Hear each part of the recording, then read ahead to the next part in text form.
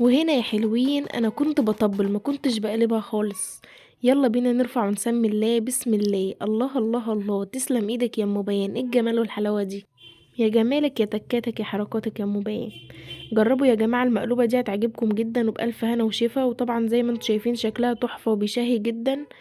وانا يعني ايه كنت سخنتها بعد ما عملتها، فالبتنجان لزق شويه، فانتوا اول ما تعملوها كلوها على طول. يلا بينا نخش نشوف هنعمل ايه.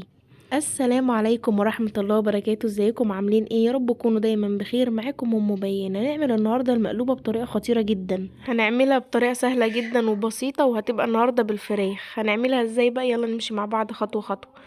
هنحط نص معلقة من كل حاجة هقولها لكم: فلفل وكمون وكزبرة وكركم، وهنحط بصلية متقطعة وفلفلية متقطعة، وهننزل بالبهارات دي كلها كده في المية بعد ما تقلب. وبعدين خلاص نغطي عليها ونسيبها بقى لحد ما الفراخ تستوي كده، قبل ونقوم ظابطين الملح وخلاص تبقى الفراخ خلصت معانا. بعد كده قليت هنا بتنجانية كبيرة كده اللي هي الرومي و... وبعدين قطعتها شرايح كده بالطول، مش مدورة، بالطول، عشان نعملها زي ما انتوا شايفين كده. نخلي النص تحت في قاع الحلة مفروش، والباقي واقف كده على الحلة من فوق، وبعدين الباقي نحطه في قاع الحلة زي كده. بعد كده قطعت طماطمايه برضو كده شرايح اللي هي مدورة كده يعني، وفلفلاية وبصلاية، والبصل دوت على حسب الرغبة، يعني لو بتحبيه حطي، مش بتحبيه خلاص. اول حاجة هنفرش الطماطم كده برضو بنفس الطريقة تحت في قاع الحلة، وبعدين الفلفل وبعدين البصل. ولو مش بتحبي البصل بلاش تحطيه، يعني لو بتحبيه خلاص ماشي، بس هو بيبقى نكهته قوية جدا وبيبقى جميل يعني بصراحة. كده فرشنا بقى خلاص كل حاجة. وبرضو قليت 3 حبات بطاطس، وهنا كنت بدوق البطاطس، لازم أنا احط التاتش بتاعي يعني. المهم قليت البطاطس وهفرشه برضو بنفس الطريقة. وهنكمل بقى. والنهارده احنا نعمل المقلوبة بالرز المصري، يعني مش بالرز البسمتي، لانه زي ما كلنا عارفين طبعا الرز البسمتي بقى غالي.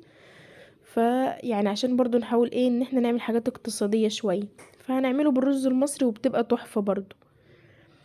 وهنا الفراخ خلاص كانت خلصت معانا زي ما انتوا شايفين، لسه بتطلع البخار اهو. هنبدأ بقى نرصها كده. جربوها بنفس الطريقة دي وهتعجبكم قوي، كانت جميلة يعني بصراحة. هنرص بقى الفراخ، لو في يعني حتى لو في كبدة جنح اي حاجة، يعني اي حاجة انت عاملاها من ضمن الفرخ عادي حطيها برضو.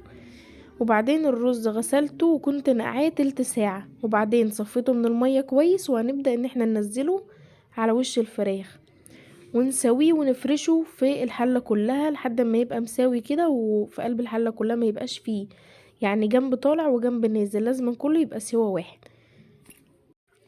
وبعدين هنجيب الشوربة بقى اللي هي خلصت وننزل بيها كلها كده على الرز.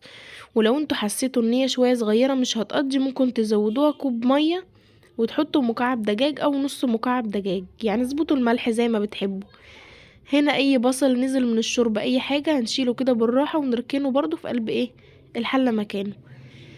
بعدين خلاص هتبقى كده ظبطت معانا. انا ما زودت الشوربة تاني اكتر من كده، يعني هو ده كان تمام قوي، عشان ما ننساش ان الرز على الوش بس، اللي تحت ده كله حاجات مستوية بس احنا عايزينه يتطعم بس ايه من بقية الحاجة. وطبعا الشوربة كفيلة قوي ان هي تخلي الطعم تحفة، يعني مبهرين الشوربة كويس جدا وظابطين ملحها وكل حاجة. وفي النص كده في نص السوا ما ننساش ان احنا ناخد الرز تقليبة عشان ما يعجنش.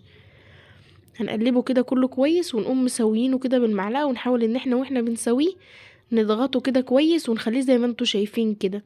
احنا كده مش بوظناه، بس عشان لما نيجي نقلبه يتقلب معانا بكل سهولة ويبقى سهل.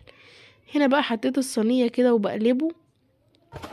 وهنا لازم أنا اعمل طبعا الشو بتاعي، ويعني انا كنت عايزة اطبل بصراحة، مش عايزة اشوف هي اتقلبت ولا ايه.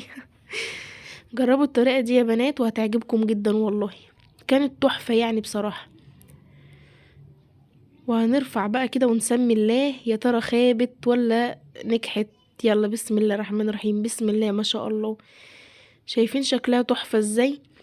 بس عشان برضو للصراحة يعني انا البتنجان عشان كنت انا عملتها وبعدين ما قلبتهاش على طول، سبتها يعني بردت، ما كناش لسه هناكل، وبعدين لما جه وقت الاكل يعني سخنتها فالبتنجان لزق شوية، فانا شلتها بالمعلقة طبعا مش هرميه وحطيته، وبرضو اتاكلت وبألف هنا وشفا.